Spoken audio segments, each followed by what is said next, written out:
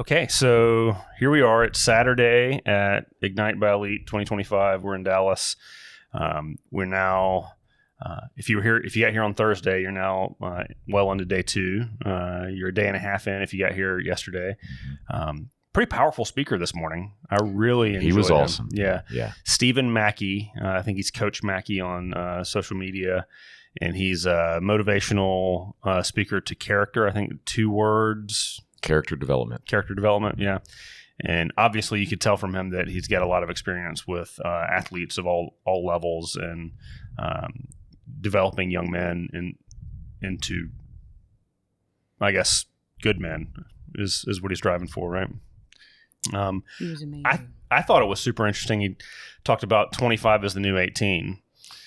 That part was, that was intriguing. Talking about how you have more adolescents after high school than you do from 6th grade to high school. Yeah. Right. I respected his Aggie math because apparently, I went to Texas A&M as well, and apparently he and I graduated the same year. But asking the question, how many years are there between 6th and 12th grade? And there's 7. Well, there's still 8 years after high school that people are developing, and that is still a elongated adolescence, I think is how he phrased it, to where it's earlier than it used to be, but also lasts longer than it used to as well. So I was messaging with my wife about it, and I'm just pulling it up right now while he was going because my wife is a pediatric dentist, and so the developmental phases of growth is something that she studied a lot, and she said the psychology that she gets exposed to in some of her developmental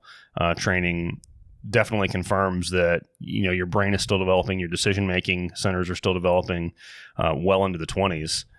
And part of what he said was, while young kids are being exposed to things in 4th and 5th grade that maybe we didn't get until 7th or 8th, at the same time, the responsibilities that we were developing and when we were 18 and 19 are frequently not being developed today until you're in your mid-20s. And so, we all know see that. Evidence of that every day in our line of work. Absolutely. Every day. I have people in their 30s who come to pick their car up and we call to talk to get the credit card from mom and dad. That's weird. But it is. I guess it's the way about it. I've got 2 kids myself, and one is 12, and so he's entering that stage, the 6 to 12. He's in 6th grade right now. Mm-hmm.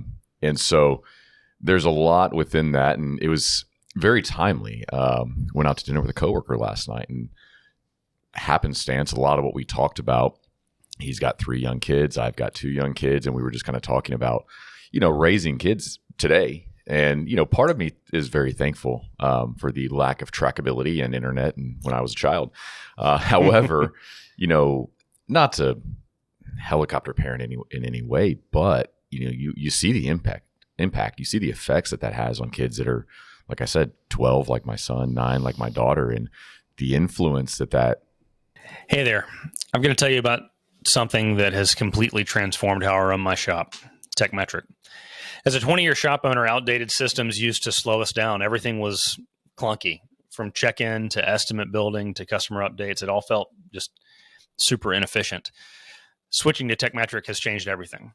With Tekmetric, you get a powerful shop management system that includes DVI, quick and easy estimate building, inventory management, real-time reporting, amazing customer communication, and it's really easy for your employees to learn how to use the software. I'm talking like a 1-day learning curve. On top of that, Tekmetric has tons of other tools to make you an even better operator. Stuff like integrated payments with buy now, pay later options is a huge asset. Ask me how I know. And recently, they've added a CRM component with their partnership with Shop Genie, which I'm a happy Shop Genie customer already, so I'm super excited about that. Now, obviously, there are a lot of factors at play here, but I want to give you some facts about my business since I made the change to Tekmetric. In September of 2020, when I switched to Tekmetric, my ARO was $293. In September of 2024, we were $916. That's over 300% growth. Now, I'm not saying that Tekmetric created all of that change, but I'm 100% saying that I couldn't have come this far without Tekmetric. It's a key factor in our growth and success. If you're ready to level up your shop, Tekmetric has everything you need: productivity, revenue, customer experience. Measure up by every measure with Tekmetric. Tap the link in the show notes to learn more. Brings upon them.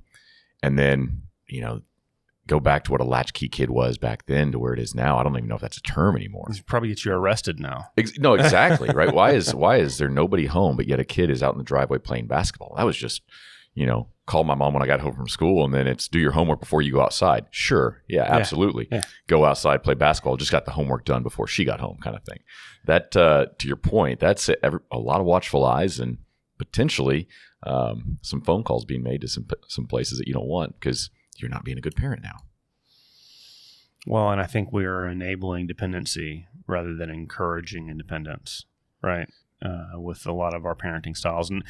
And I think that started with my parents' generation as boomers because they had absolute freedom as kids. And so they started reeling it in. And look, I had a lot of freedom as a kid. I'd hop on the four-wheeler Saturday morning early and I'd be back by dinner Sunday. You take your your tent with you and they know who we're running with, right? And all the neighbors know everybody's phone number. So if we're acting a fool too bad, it gets back to them and they come out hunting us, I think there was definitely more freedom, but I think in a lot of aspects there was more responsibility as well. Yeah. First job I had was at 15 years old, just because you're going to have to pay for something, whether it be a car or the insurance or the gas, whatever the case is, you're going to have to pay for something. So you're going to have to start working. Mm-hmm. So from a summer job to, part-time, right? Yeah. While you're in school, but through high school, through college, and, to this day, I think that's one of those things that isn't it the working age used to be 16, now it's 18. So talk about that elongated adolescence. Well, if you're, it varies from state to state, right? Sure.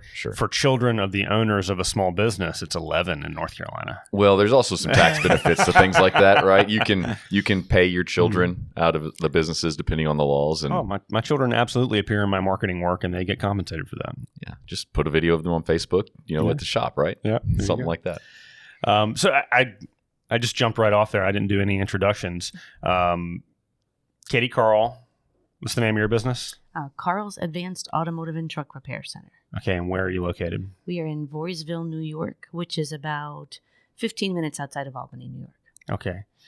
And so, not being a New Yorker, there's the city and everything else. And we are you're part not of the city. everything else. Yeah, okay. We are about 3.5 hours north of New York City. Everything other than the city is upstate. Is that right? That is correct. Okay. We have a lot more green. They call it the capital region? Yes. There you go. Yep. So they call it the capital region out in Albany. All right. So do you look down upon the city as an upstater? Not at all. It just scares the heck out of me. I have no desire to be anywhere near all that traffic and all those people. It's not my thing. My wife grew up in Wilmington, Delaware, and they used to every Christmas they would take the train into the city and do tea and go to FAO Schwartz and go ice skating and do all the touristy things. So she has very fond memories. Sure.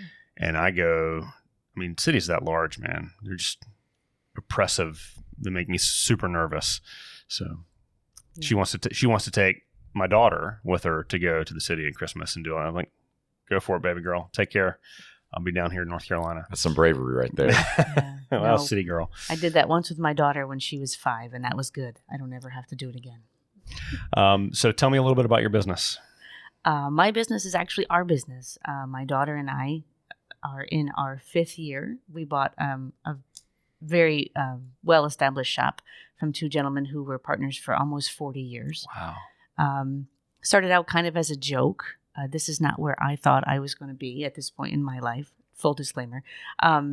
My daughter, pretty ambitious young lady, she went to Capital Region BOCES for diesel mechanics against my better judgment because I was like, excuse me, no, you're a young lady. You're not going into that program. She corrected me, and she did very, very well and enjoyed it so much that she actually went to college, Northwestern University of Ohio, for diesel mechanics as well. Graduated there with 2 degrees, came back home, went into the workforce here or there in Albany for a little while. And these 2 gentlemen had approached us kind of as a joke and said, hey, we're getting ready to retire. you guys interested? And we were like, absolutely not. No, we're not going down that path. My son, Evan, who was working for them at the time, he was 15, too young to be a mechanic, so to speak, but was sweeping the floor, working in the shop, just trying to get some experience. And they were kind of relentless. They were like, no, we really think you and your sister should buy this place. You should take it over.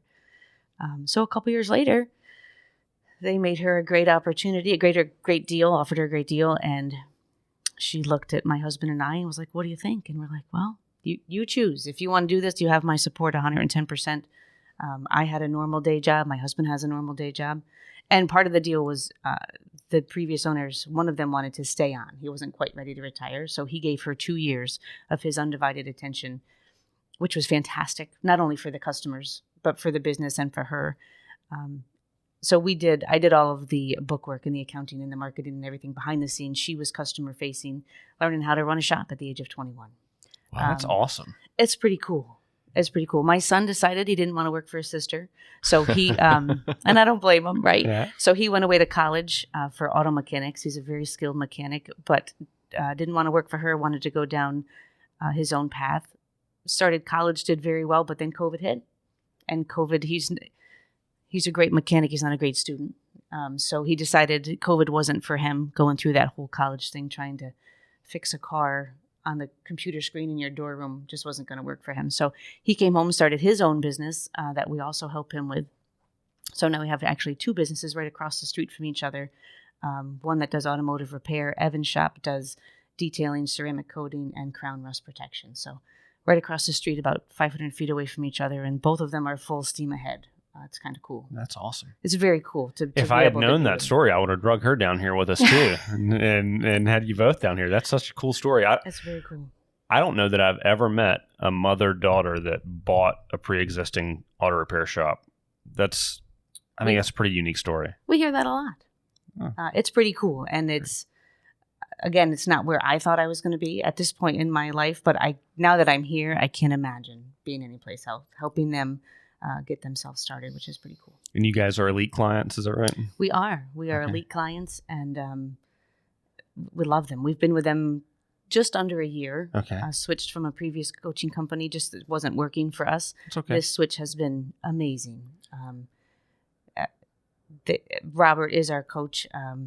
He has been, and it's really cool because again, it's not for me, it's kind of for Victoria. Mm-hmm. So if I were to decide tomorrow that I was going to step away, Robert's got her. You know what I mean? He'll continue to walk her through this journey, and it's pretty interesting, and it's been life altering really to be a part of a coaching group, and to be here at events like this where all of these people are in the same room doing the same kind of chaos. It's pretty cool. I think just the foresight that early on too, right? You're in your 5th year. Yeah. You're with a lead at another coaching company prior, but the foresight of looking up and understanding that you need help. Yeah. And a coach came from a different industry, right? And like you said, your daughter helped start a business at age 21, but yeah. that takes something. That takes some self-reflection, but also just awareness, quite honestly. I know people that have been doing it 40 years, and that's just that they know all, right? That's just all they've ever done. They've never thought about outside help. They've never thought about what's so-and-so doing down the street. It's all about, I go in, go to work, head down, go home for the weekend, come back Monday morning, do it again. Yeah. So that's commendable. Thank you. It's pretty cool. And it's nice to be able to have the foresight to help them plan and look forward to their future because they're so young. Like they have their whole careers ahead of them. It's pretty cool. And they're getting a really strong foundation to be able to build on that and to keep it going. Awesome story. How big is your shop? We have 8 bays. Okay. We currently have 3 full-time techs, looking to add a 4th to our, as soon as our March, April, spring gets a little bit busier for us. Very happy to report we just hired our first real service advisor last week, actually. Because again, it's just growing so much. And there's so much as owners that you need to do and step away from. And you can't do that when you're working the counter all day, working with customers, and which is great. I love it. But what's the cliche? You need to work on your business and not in your business, exactly. Right? Yep, exactly. It's a cliche, but it's true. 9, 10, 11 o'clock at night after a 14-hour day, it's just not the same. Yeah, absolutely. Yep. Absolutely. Well, cool. Sir. Yes. Mr. Tekmetric. Tell me a little bit. John Phelps from Tekmetric. Your title is Vice President of... Oh, no. I wouldn't give myself that title by any stretch. No, I'm the Director of Channel Partnerships. Okay. Been with Tekmetric for just under 4 years now. Okay. Started out without a title. I worked in business development, and we'll figure it out when we get there kind of thing. So that developed into working with our corporate partnerships, our strategic partnerships that we have across the industry, from parts companies, fluid companies, coaching companies, associations, and so on. And so, it's been very cool to be able to go around and, number one, see the company grow from where we were in 2021. And prior to that, I actually had known of Tekmetric a few years prior due to some connections that I'd had. And then just seeing what we've been able to grow to, and we're nowhere near done. We have some pretty ambitious goals for this year and beyond. But yes, it's been very, very awesome to see just the internal growth with personnel count, but also just shop count, customers of ours, and features, whatever the case is. You guys just had your big kind of Tekmetric kickoff for the year last week, right? Last week, yeah, absolutely. We're based in Houston, so I was born and raised there, so don't live there now, but it was kind of a nice little going home. But we did one last year, and that was the first one we had done, and I think we had 130-ish people of 140 that we employees that were down there. And then this year we had an acquisition late in 2024, so now we have well over 200 people. I want to say there was roughly 210 there last week. So I will commend those who put on such a event, to things to go off without a hitch, and from hotels and flights to meals and water breaks for that matter. Yeah. Pretty awesome. Awesome. So, and I think I saw online that y'all just introduced a new CEO. Is that right?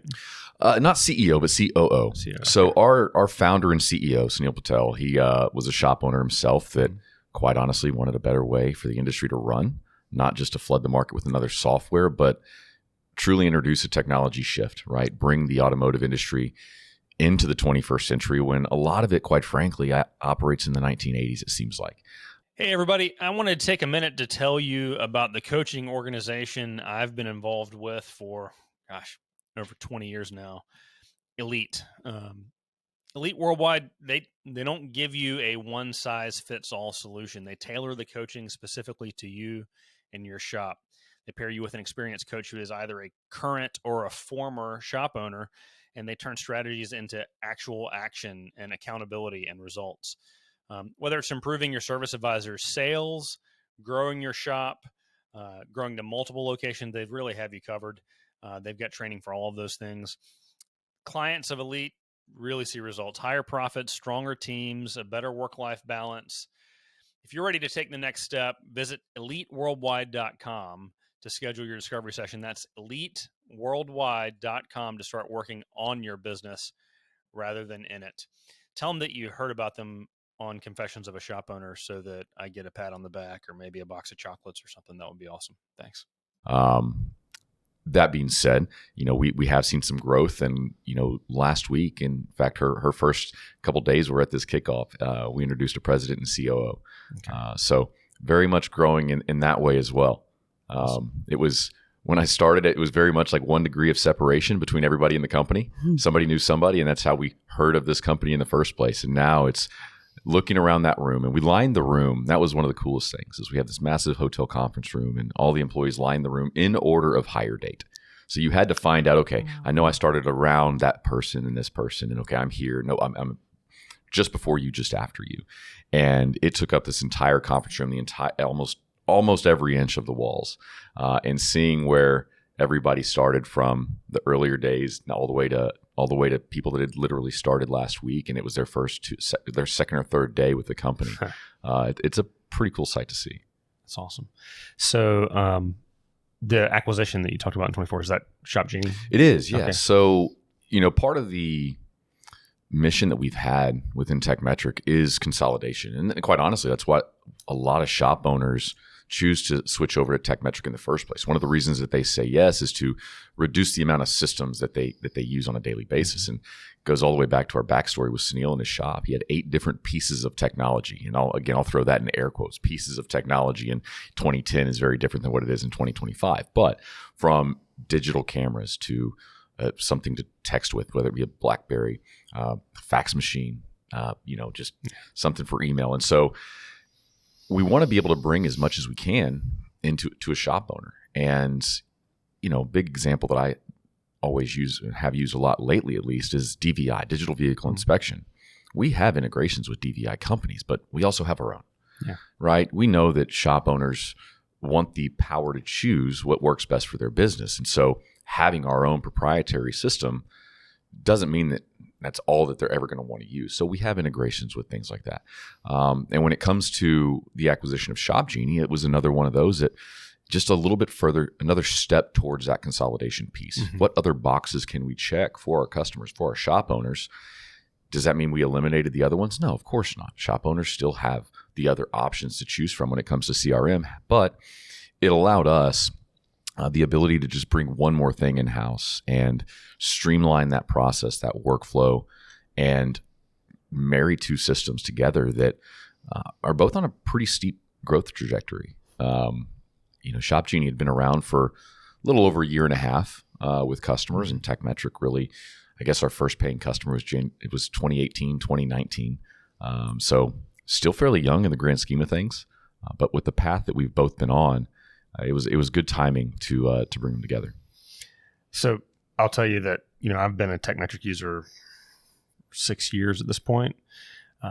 But the continued development of integrations has been really, really helpful for me. I was just chicken scratching down here the number of vendor consolidations that I've taken care of recently. When Shop Genie merged, I was like, okay, it's time, because I had another CRM that was good, and I had an online booking platform that was good, and I had call tracking system that was good. I had a DVI that was good. I didn't have any problems with any of these, but they were all a separate bill and a separate login and a separate browser that had to be up. And now it's one. Right. And it's pretty hard to beat, Yeah. I mean, and it's one of those things to where, to your point, I've talked about it for honestly almost 4 years now. Anytime I do a presentation is, where's your DVI, your texting, your payment processing, and all of that is in one. And to your point of, new updates and releases, on average, we're north of 3 a month. And they're not intended to be just, we fixed this bug and we changed the color of this. And no, it's new solutions introduced, right? New ways to care for your business. And one of the things that always struck me, because my background is automotive. I came from the automotive industry. So I looked at this with that lens, right? I'm not a software developer by any stretch. I would break it faster than I could fix anything. But just like as a technician, I don't fix them. But worked in and around cars my entire career. And, having a solution, a new way to take care of something, it's not about the feature, it's about the benefit that it provides. That's where that rubber meets the road, right? That's where it makes an impact. Otherwise, all right, cool feature, but what does it do for me? All right, what does it actually help solve in my shop? Or if the other side of that is shop owners like Katy and her family, and that, we don't know all. Right. I like to say a lot of times that we're not a software company that just thought cars were cool and that's the space that we want to be in. Started off from the car side and knew that there was a gap, something that needed to be fixed. And at the same token, I don't develop. We have a lot of people that don't develop, and we have developers and engineers that, they didn't come from the automotive industry. So where do we get our ideas? It's from our community. It's from our shop owners. It's from our users. Now, everybody's got ideas. Some ideas are a little more impactful than others, I guess is how I'll phrase it. But leveraging that community and understanding what is going to be the most impactful across our user base, as well as future users, that's what's allowed us to really hone in on these features. And at the same time, have a little innovative foresight to say, nobody's thought of this yet either. So maybe we can develop something like our smart jobs that nobody's asking for. In fact, if you go back to a quote from Henry Ford, it says, if I'd given everybody what they wanted, I'd have given them a faster horse. So sometimes it takes that foresight to say, nobody's asking for it, but we see a need here. Let's work on this need. And that'll allow us to not just get ahead, but stay ahead. And that's been a driving factor for a lot of the development that we have. Well, I love the feature request board, and it's kind of a merit-based request board, right? You can vote for it or not, right?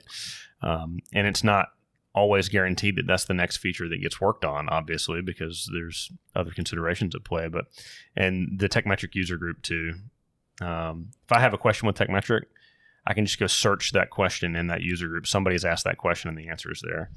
So that's pretty helpful too. It's a good chance somebody's asked that question 3 or 4 times because not everybody searches it like that. But Yeah. we appreciate when you do because you're right. There's a question, and we all heard it in school, right? If somebody has the question, somebody else probably has that question. Mhm. I agree. I think that is one of the most helpful tools. I mean, even if you're just reading through and scrolling for the day, you come across that group and somebody's asked the question, you're like, oh, thank God he asked that because I was wondering the same thing. And then there's got all these answers and all these feedback. I think that's amazing. Yeah. I love that feature. For sure. So one of the things that we do in this podcast is typically I'm talking to shop owners and say, what is something that you screwed up in the last year and how did you fix it and what are you doing differently to keep that mistake from happening? And I'm going to ask you that in a second, so be thinking. Okay, I'll think. That's a long list. But you get exposed to shops all over the country and businesses all over the country, independents like ourselves and chain stores. Sure. And I'm curious what you see that you feel like is some of the most common mismanagements or mistakes that you see happening. Yeah, well, I do have a thought that came to mind first, so I'll go with the gut instinct. Now, I've got the ability or the privilege of doing a breakout session later today, so maybe this is why it's front of mind for me, because it's something I might be touching on. But to me, what I see is, and this is regardless of industry, quite frankly, but see it a lot in smaller shops, is processes developed to make it easier on the shop, not necessarily easier on their customer. And if that's the case, what's that experience actually going to be like? And that's, we can be guilty of it too, but that's why we have something like the feature request board, right? If we were a startup, a typical software startup, when I started, I think I was the 30th person in the company. And as we grew in the last 4 years to over 200 people, the process that we had in place in 2020, 2021 don't work. And, scalability is a nice business term that we can throw at it, but those don't scale to the size that we are today. So we have to rethink and reorganize our processes. And saying, well, that's the way we've always done it, that may be the first sign of your demise if that's the case, if that's the attitude that you take. So to me, I try to think all the way through to the end user. And to me, our end user is the customer, right? Our customers are the shops. Mm-hmm. The beneficiary of our software, yes, it's the day-to-day user, from an advisor to a technician to an owner, whoever interacts with it, but it's also the customer, the driver, the motorist, whichever term we want to throw at them, because it's the interaction that they get with that shop via text, buy now, pay later, digital vehicle inspections. I didn't know you could send me pictures of my car. That's that point of separation that they didn't know it was out there for automotive, right? We've heard examples throughout this week about, being able to book something online via OpenTable, book a reservation for dinner without even thinking about it. It takes that long to do. But yet there's a technology gaps in a lot of the auto shops that we have, because that's the way we've always done it.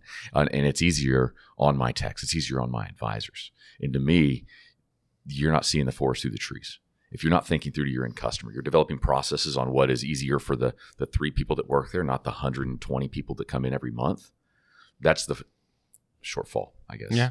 Well, that's ego, right? That's there's so many, and my world is very insular. Like I operate with small independents, and that's my social circle, and that's my trade group. There's a couple of dudes that are 10 plus locations, but for the most part, we're 3 and 4 locations down to 1, right? And we all know in our heart of hearts that we're the best at what we do, and we're the best in town. And if a customer doesn't respond positively to maybe my mediocre level of service, then they're not my target customer, and they can get the hell out because they don't deserve me. There's some of that ego that you see floating around out there. I did an episode, and there are some dudes who pull it off very effectively. Usually they're a very high level specialist in a market that doesn't have a lot of competition. So we easily the most entertaining episode that we recorded so far was with a dude in South Arkansas who has a medium duty diesel truck shop, and he's a spectacular business, very profitable, very busy. His revenue per employee is unlike anything I've ever seen in the automotive space. And he is a savage to people that want to come into a shop. I mean, it's almost like eating at Dick's Last Resort at Myrtle Beach. Like you pay extra to go get abused by the waiter. Get a roll thrown at you. Yeah.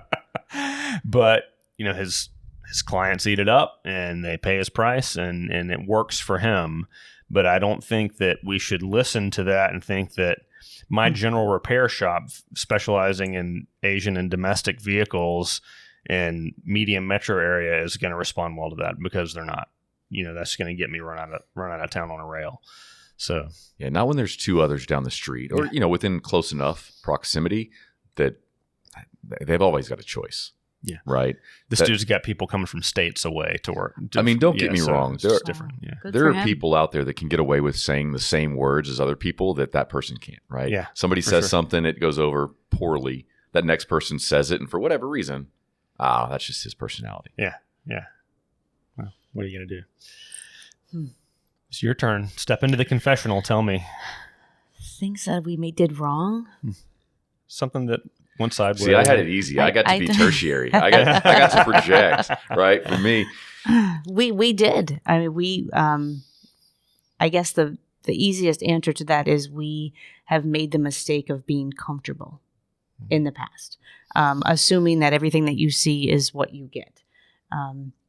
In May of last year, we had a technician who I thought was going to be with us until he retired change his mind. And I put a lot of faith and I put a lot of, here, help us grow this. Like we gave him a lot of opportunities to be a part of our team and thought he was going to be there for a while. And I guess I was too naive. It was the mistake. And it's a mistake that we learned a lot from. I mean, it was almost catastrophic to the point where when we went to the Eagles in May of last year, we were like, what are we going back to? Because things started to fall apart. But we learned a tremendous amount from that incident. And our team that we have built and put in place since then is amazing. And it's given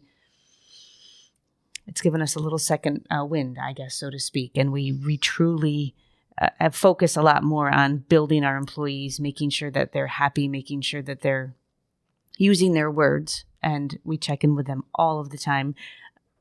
And I guess we've also learned that in different roles requires a different type of a person.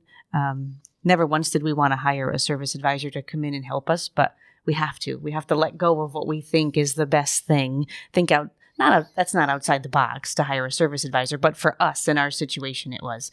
And we hired the right one, I believe. She's only been with us for a couple of days, and in those couple of days that we've had the right person in the right job, I'm here. I was about to say, I like that day 3, 4, 5, whatever. Y'all are half a country away. And we're here and like not even concerned and can't wait to go back on Monday to pick up where we left off because we hired the right person for the right job. So the shop is open and running while you're gone. Well, we actually have a 4-day work week. So we were actually closed Friday and we are one of those. Makes no sense to me, but man, it's nice. Yeah, it's super nice. But something the previous owners did. And I'm going to challenge you here. Okay. Is a 4-day work schedule nice for you or is it nice for your customers? It is nice for everybody, believe it or not. The employees, it's an incredible employee benefit. It is nice for us. Don't get me wrong. I'm still working 7 days a week, but we're not customer facing on that Friday. But we're in the office. We're answering phones, doing paperwork, doing everything that we need to do. And the customers, believe it or not, they really roll with it very well. Once in a while, we'll have a new customer who will be like, I called you on Friday and you weren't here. But then when you tell them, we just worked 4 12-hour days, they're like, oh, I'm sorry. I won't do that again. So no, I think there's a little bit of a learning curve. It's educating our customers, telling them what that expectation is, and everybody's fine with it. Yeah. And it's well worth those 1 or 2 people who need their tires topped off on Friday, who stopped by and we're not there. For the benefits for the employees and for us, it's great. So I am a online, I'm a big time pot stirrer. I like to just kind of throw the conversational grenade into the room and step back and watch the havoc happen. And so I recently opened for Saturdays. So we went from a 5-day shop to a 6-day week starting this month. The other transition that we did is our staff works a 4-day work week. Our shop is open 6 days a week for customers. It's a 4-day work week for staff. So I'm trying to capture the best of both worlds with that methodology. We'll see how it works, right? I'm only a month in. But a lot of my friends are 4-day week shop owners, and they all brag about how their business didn't go down when they closed on Fridays. They just got more efficient. And they got the same amount of work done in 4 days. And my response to that was, great. Now that you've found your inefficiencies and fixed them, open back up on Friday and your business goes up 25%. Yeah. But you know what? I'm a money motivated guy. Like, I want to build something big. I want to create generational wealth, and I want to have a lot of locations. Like, those are kind of parts of my goal set. Most of my friends who have 4-day shops, they have a very profitable business, and they don't have the desire to have 5, 6, 7 stores. They want one really good store where they take really good care of their customers and really good care of their people, and they're happy with their level of lifestyle. That's the difference. Yeah. So I think That's the difference. If they're happy and it works for them, that's great. If you want more, that's awesome. I'm Go get it. just a greedy, evil shop owner. Well, I'll go back to what you started with, right? Was comfortable. Yeah. Comfortability, got comfortable. And previous life, and I was on the dealership side of the world, but I was working for a consulting company, and I would travel across the country and from southern Arkansas to upstate New York. And I was working with a very large dealership, and I mean 30 plus technicians in it. Actually, I'm sorry, they had 50 plus technicians because they had 20 something service advisors. That being said, it was painful to see how much money was left on the table at that place because of the inefficiencies and their processes. And the phrase that came to mind while working with this dealership was, success gets in the way of progress. And they got to that point where we're profitable, right? The service director's making money, the service manager, all the service advisors, technicians are making money.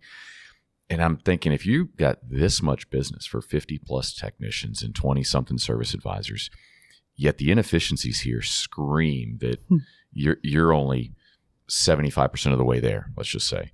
Success is getting in the way of progress. And it boiled down to that comfortability. Yep. And not getting their head up and looking out, because again, they go back to, well, we're good enough. And go back a previous lifetime before that when I was actually in the dealership, and the phrase was good enough never is. Good enough is the enemy of great. Exactly. Yeah. Right. There's been books written about that. And to me, it was the good enough never is. If you're doing good enough, you're probably not doing enough, because you're not fulfilling your potential. You're not helping lead those around you, whether it be those that work with you, for you, customers, whatever the case is. And I don't think any of us are fulfilling our full potential, quite honestly. I mean, there's always something that we could do. And I'm not saying it's just opening up a 5th day, 6th day, 7th day, because you'll hear that out there too. Yeah. Well, if you're open 5 or 6, why not 7? Yeah. Because now you can grow another 18% on top of that. And there's shops out there that do that. There's shops that are 5 days a week. And I was almost going to ask, but you answered it without me asking, was, well, which 4 days? Because it could be Friday to Monday. Yeah. Right? Sure. In that case, it's a whole nother market. It's a whole nother market. Yep. In which case, you have 2 different shops that are working 4 different day sets, or whatever the case is, It seems like. But I don't know of a shop that's running those 4 days.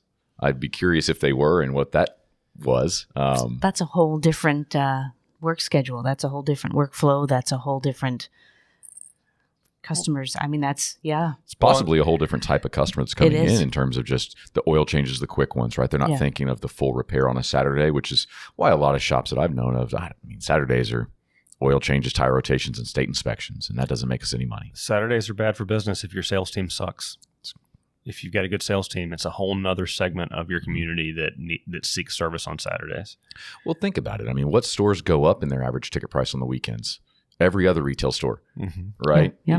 Doesn't matter if it's grocery stores, your hardware stores, that's still a service industry. It's retail service, but still it's a service industry to where their sales tend to go up on those weekends. Yet in the auto industry, we tend to think that it's going to go down. And if, to your point, if your sales staff isn't proficient, again, personally, back in the dealership side of things is, we only do oil changes. No, we don't. Well, they got to check engine light. We can't do that on a Saturday. We absolutely can. We just said we weren't going to. Choose not to. We just choose not to. We were already open. So why limit ourselves to just doing oil changes? Let's go ahead and do the diagnostic work. And if it's going to take over the weekend, great. If not, well, we can get it done and get that customer taken care of. Exceptional customer service and more profitability, because the oil change a lot of times is still seen as a loss leader. So we're recording this on a Saturday. We are. I just pulled up Tekmetric on my phone because I can do that with Tekmetric. This is our fourth Saturday. Okay. We didn't do any major advertising pushes. We did a Facebook push with an oil change special that put $100 behind it on boosting it. So that was the extent of our Saturday marketing for this. We got 17 appointments today. Holy!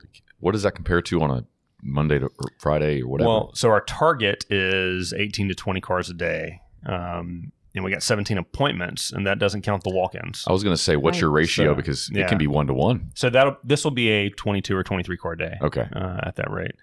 Because we're not on a major drive-by traffic. We're on a dead-end road and that kind of thing. So you don't happen into our shop by accident. You come looking for us. Or you're lost.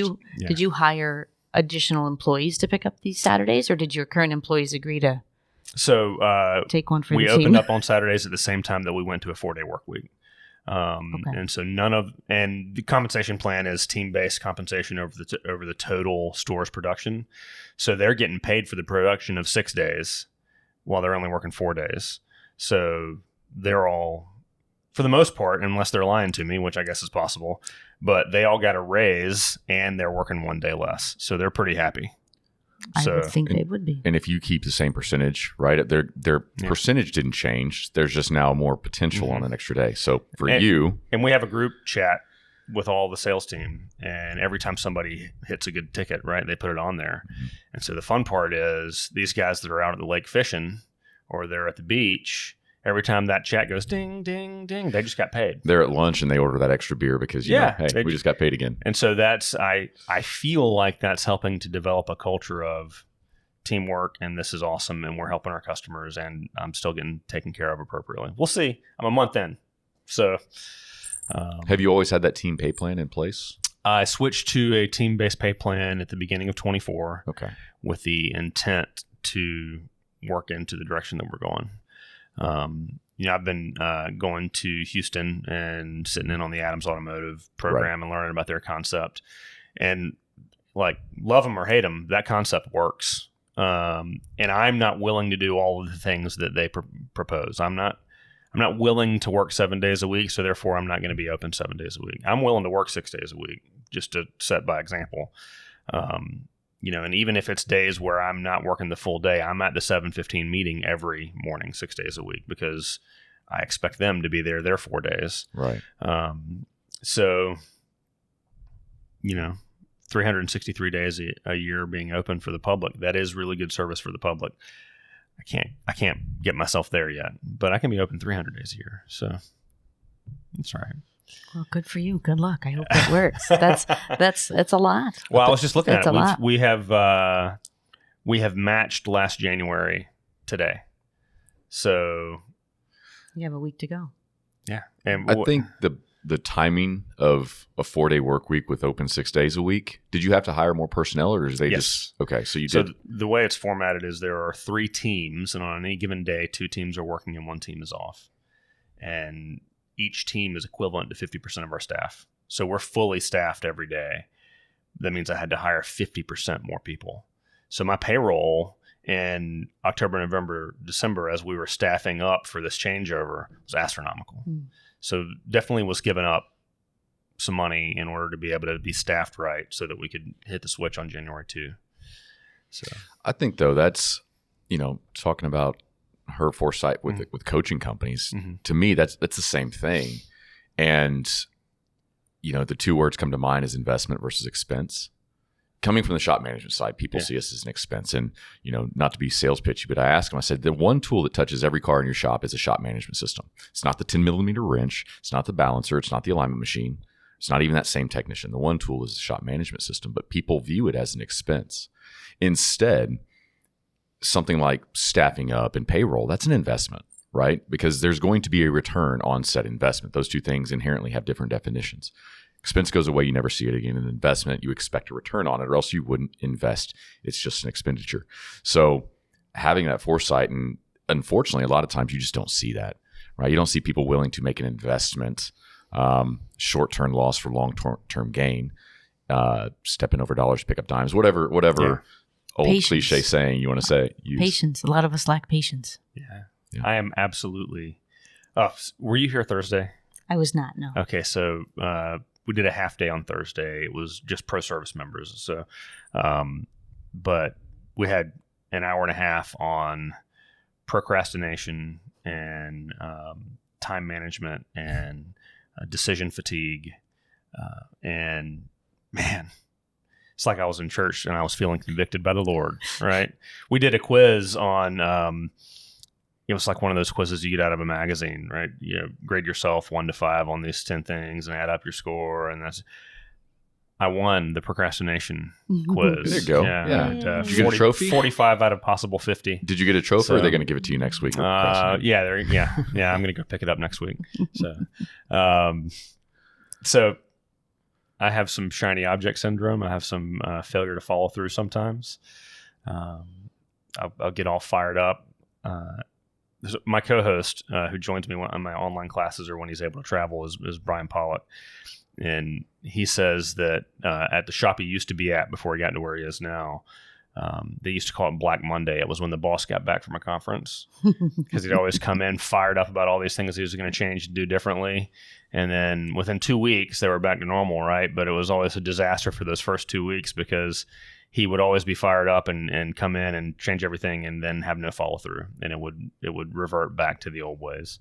So I've certainly done that. Go back to New Year's resolutions, right? Yeah. It's always New Year, new me. And then what is it, by the second Friday of the new year? Mm-hmm. Quitting Friday. That's what it was. I couldn't think of it, but that's kind of the same thing. I used to ask that question all the time. Here we are, January 25th. Whose New Year's resolution is still intact? Right now, 100% believe in having a goal for the year.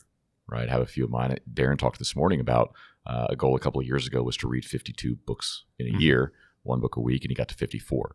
I'm not that ambitious with the book side of things, but I do have. Do comic books count? Anything with pictures, right? Yeah, the online article. Having the goals for the year and setting a plan of action. I want to lose weight this year. Well, what does that actually mean if we don't define it? Yeah, right. If we don't have a plan to get there, so. Absolutely believe in having those goals for the beginning of the year, but it's kind of funny because I see that as well. And there's a lot of energy, even from my side. If I'm, just sitting in on some of these sessions, there's a lot that we can take back.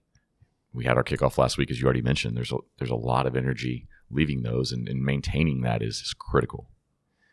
So I think accountability is also critical, right? You get those goals laid out, and you need to communicate those goals to someone. Mm-hmm. And you need to give them the power to hold you accountable to those goals. And so that's something that I'm doing now. I've been in the 20 group my whole career because my dad was in the 20 group when I came back to the family business in 2001. So as a 21-year-old kid, I was going to pro service meetings.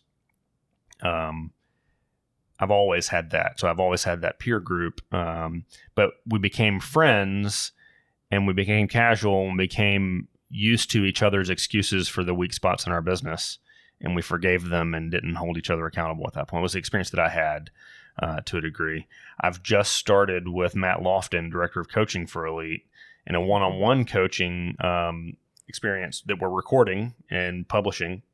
So one of my shops, we're just doing total open books, numbers, everything, and so people can see what it's like to have a one-on-one coach.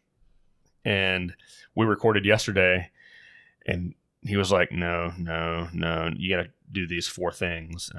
And when next we talk, you're going to tell me how you've done those 4 things, or we're not going to talk because we don't get to go to the next step until you do those things. Like, damn it. Having that accountability partner, I used to have people, I would just tell them what I planned to do the next day. and then say, hey, ask me on Monday if I did it. Just knowing that somebody was going to ask. And I've got a habit when I do go to our headquarters in Houston, right, staying in a hotel, and a lot of times there's multiple people there. And I've got a habit of calling people out if they don't go to the gym. Gym's not for everybody. If they don't want to, that's great.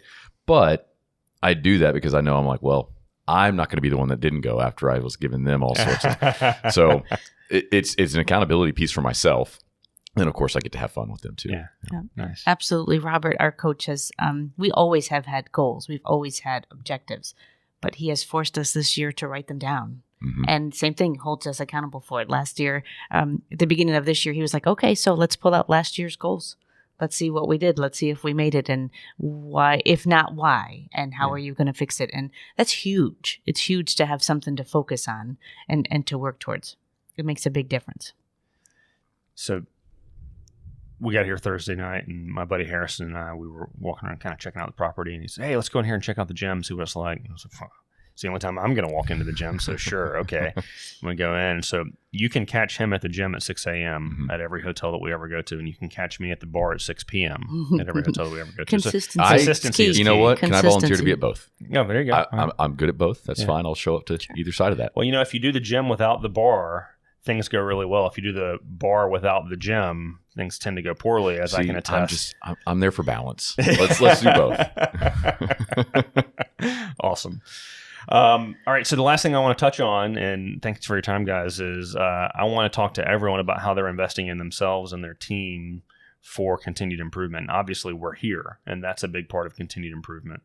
But is there anything else that you're planning on doing, or that you and your daughter are planning on doing for your personal development or for training for your team this year? We're going to try really hard to work on both. Okay. It's been 5 years, right? Neither one of us have successfully taken a vacation in 5 years. I mean, yeah, you might get, my daughter, she's funny. She's like, my goal is to go to the dentist for just 2 hours without having to worry about some sort of chaos that happens. So, I mean, as far as a personal goal this year, that would be great. To be able to plan a vacation and to get away and know that it's okay. It sounds really silly, but that's a huge thing for us. For our team on the same side, I mean, we continue to invest in programs like Tekmetric. Tekmetric has been a game changer for our shop. Super excited to have the Shop Genie option now. And actually, we just set up our online booking tool on Wednesday of this week. So I'm like getting my texts and my dings like, hey, somebody made it. And I'm like, yes. So super excited to be able to do all of those things, which is going to let us lead our team. Things that I don't have to worry about anymore. We can focus on other things, and focusing on those things are continuing to make sure our technicians have all the tools and equipment they need to make their jobs better. We ask a lot of them, and we're responsible for giving them what they need in order to get that done. So we're going to try really hard to continue to focus on that. Victoria would love to start working on a second location. That's part of her dream, her goal, which is why one of the things when we were talking about 4-day work week is she needs to have time to think about those things and plan those things and focus. So hopefully she's going to work on that a little bit more. I mean, the list is long. We have, we want to work on our ARO. We want to work on our car count. We want to do better marketing. I have 2 or 3 pages worth of goals and objectives just for the first quarter. I have to learn how to manage my time better in order to do any of those things. Because again, we start at 6:30 a.m. and we're at the shop till 6:30 p.m. most days. And it is from the minute you walk in, you're going just with the customers, working with your daily operation stuff. So finding time to work on those other pages and read the books and take the courses and invest in time and energy like these. It's kind of crazy how hard it is to get away for a couple days, but it's paramount. We have to do it. We have to make the time to do that so that we can continue to get better. Awesome. It's crazy. Shameless plug. If you want to come to another training event just down the coast in Raleigh, North Carolina, last weekend in September, Automotive Service and Tire Alliance Expo. Okay. It's a ton of fun. I happen to be the president of the organization that hosts that event. But great networking, great vendor networking with the people at the trade show. And we have over 60 classes stretching from management to sales to marketing to low-level, mid-level, and high-level technical stuff. So awesome. Google it, ASTA Expo. All right. And so training is a kind of a different conversation for you. I am curious though. You said you got some big goals. Are you able to share some of those big goals? I've divided them up from personal to professional, right? Try to keep some of those things in. On a professional side, there's certain things. I've got a team of 7 people within Tekmetric that roll up to me. I'm responsible for, and it actually covers 2 different roles, 2 different job descriptions amongst that team. So there's some metrics and things that we want to hit, and some growth opportunity that we have. Obviously, within Tekmetric, we've been very fortunate with the path, as I mentioned earlier, and the growth that we've seen, more than at this point quintupled in my 4-year tenure in terms of rooftop count. Can you say how many rooftops you have, or is that hidden? No, it's actually a couple of years ago we were a little more guarded with it. Okay. But as we sit now, I mean, it's going to be in a slide deck that I have here this afternoon. It's over 9,500 shops. Which that's amazing. Again, 4 years ago was in that 15 to 1,700 range. Now it's a flex, so you're happy to tell everybody. I guess so, yeah. It was just one of those business decisions that now we've, let's go ahead and we'll share it a little bit, right? It's something to be proud of. It is. And that convinces the next 1,000 to come on board, really. And that, quite honestly, that doesn't include the enterprise clients that we have. Those are the small to medium-sized businesses, the independents, the 1 to 3 to 5 shoppers. What does that represent as far as market share, do you know? It depends on what number of market share you're looking at. You can look at a metric that's going to show $250,000. You can look at a metric that shows 150,000. So somewhere in between there, that 200,000 rooftops. So call it 5%, right? That's awesome. Roughly 5% of the market share. And I bet half of those are handwritten repair orders. That's the scary part. Honestly, here's a fun metric in 2025. If you look over the last 365 days, our leading place that shops come from is pen and paper. It's not technically a shop management system. It's the antithesis of it. Exactly, right? They have a computer for certain things, but shop management wasn't one of them. So we've got those goals. And, in terms of it's harder to maintain the same growth percentage year over year when you have that type of growth in the first place, right? 50% of 10,000 is different than 50% of 2,000. So there's some, we're trying to have a pretty hefty percentage of growth on that side. And then even my own personal and professional, right? I've got my own personal, call it personal professional goals, and then personal goals. And a lot of it does boil down to like the book reading side of things. I've never really been a big reader necessarily. I do partake in some audiobooks. So do you feel like Audible counts? Well, I hope so. So, shameless plug, I actually do narrate some as well. So you've got a great voice for He does have a great voice. I have a little stake on the audio, not stake necessarily, but I'll listen to the audiobooks. In fact, we had a keynote speaker this morning. I immediately downloaded his book on Audible. I travel a little bit, so it's easier for me to have it in headphones. And then, of course, for just fun after hour stuff, I do narrate some, and there's some of those on Audible as well. But so I want to read a certain number of books. I want to maintain a certain fitness level. I set myself up to where I want to have 200 days with a workout in. Call that 4 days a week on average, and that's just something I keep a manual log on as I go through with guys at work. I want to be, I don't like to micromanage, and I don't want to micromanage, and I don't want people that need to be micromanaged. But that being said, keeping a certain pulse, keeping a certain cadence of checking in and asking the questions of what, by when. Yeah. Right. What are we going to do by when? How are we going to get there? Yeah. And just go back to the accountability piece. Well, that's SMART goals, right? Exactly. Specific, measurable, actionable. Yeah. Well, great. Thanks so much, guys. It's been fun. Thank you. Absolutely. I can't wait to talk to you at the bar at 6 p.m. I'll be there. There we go. All right.